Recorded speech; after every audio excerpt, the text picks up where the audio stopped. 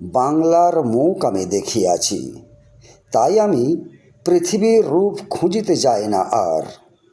অন্ধকারে জেগে উঠে ডুমুরের গাছে চেয়ে দেখি, ছাতার মতন বড় পাতাটের নিচে বসে আছে ভোরের দোয়েল পাখি।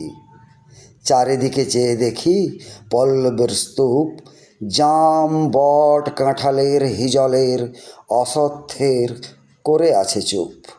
ফণি মনসার ঝোপে সটি বনে তাহাদের ছায়া পড়িয়াছে। মধুকর ডিঙি থেকে না জানি সে কবে চাঁদ চম্পার কাছে, এমনই হিজল বট তমালের নীল ছায়া বাংলার অপরূপ রূপ দেখেছিল। বেহুলাও একদিন গাঙুরের জলে ভেলা নিয়ে, কৃষ্ণা দ্বাদশীর জ্যোৎস্না যখন মরিয়া গেছে নদীর চড়াই, সোনালি ধানের পাশে অসংখ্য অশ্বত্থ বট দেখেছিল।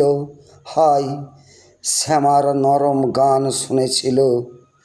একদিন অমরাই গিয়ে ছিন্ন খঞ্জনার মতো যখন সে নেচেছিল ইন্দ্রের সবাই, বাংলার নদী মাঠ ভাঁট ফুল ঘুঙুরের মতো তার কেঁদেছিল পাই।